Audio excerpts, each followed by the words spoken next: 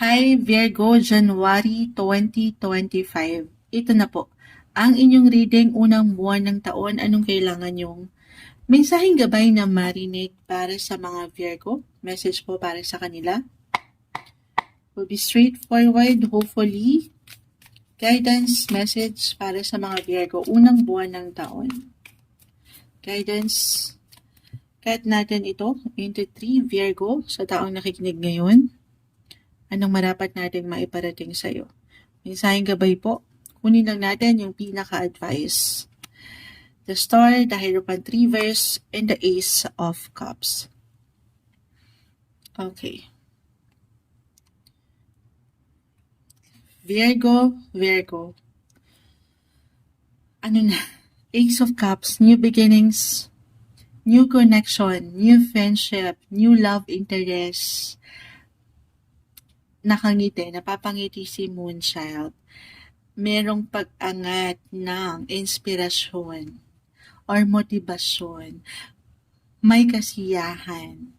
Pero, andito tayo sa pero, kung pahihintalutan nyo lamang, okay? Kasi iba-iba naman talaga tayo sa true.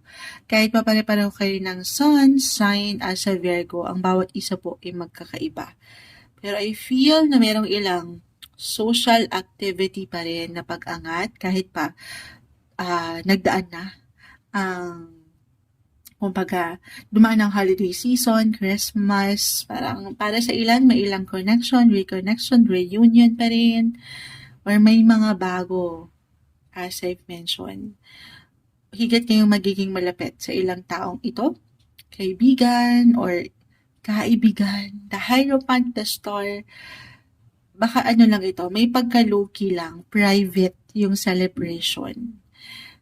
Yes po, may paglalim sa inyong mga connection.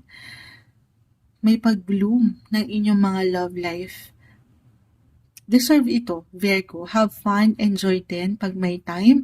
Especially rin kung naging busy kayo nitong mga nakalipas na buwan, December or bare months ng 2024.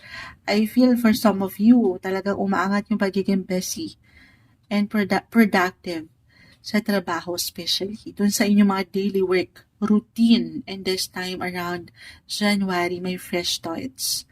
Pahintulutan nyo ang inyong mga sarili na maglaan din ng oras kung saan kayo higit na magiging masaya. It's all about the session lang din. Yung choice. Iba-iba tayo sa paraan na ito, pero parang higit kayong parang merong ilang dito, soul connection, soulmate connection na umaangat. Kung magiging bukas kayo, single, especially rin, again, new person, new beginnings, new love interest. The Star, the Hierophant, wag lang kayong panghinaan ng loob. Okay, magtiwala na merong patala. Ayan, stay positive, stay optimistic sa inyong buhay, relasyon, especially ang umaangat dito. January 2025, anong kailangan marinig ng mga Virgo? Guidance po para sa kanila. Mensaheng gabay, may umangat na dito. Finding. Meron pa kayong pwedeng ma-discover. Meron pa kayong pwedeng makilala. Finding justice. Finding balance. Yes po. Or sabi ko nga, lalo pa kung itong mga nakalipas na taon, nagdaang taon, 2024, medyo nagkaroon ng ilang imbalances na wala ng hostisya sa inyong mga sariling pakiramdam, physically, mentally, emotionally. Masyado kayo naglaan sa isang sektor. This time, pahintulutan nyo itong ilang connection naman. Okay? Or merong pag-angat. Bakit ganun yung nakukuha ko?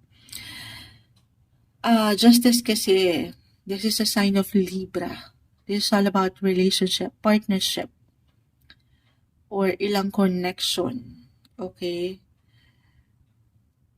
Parang dito kayo higit na magpo-focus. For some of you, parang kina-clarify tayo kung saan kayo merong comfort. Siyempre, pa sa isang tao, na kung saan alam yung totoo at maiwanan kayo ng pagkawasto, pagka-balance. Andun yung hustisya. Or ngayong January pa lang para sa ilan, kung talagang merong nilalakad, merong ilang laban, tahimik na laban na Tanging kayo lang nakakaalam. Claim natin, na hindi nyo lang ito matatagpuan, finding justice, pero makakamit nyo ang tamang hustisya na deserve nyo. Ito yung umaangat, may hugot pa, unang buwan pa lang ng taon, January 2025 para sa inyo, Virgo.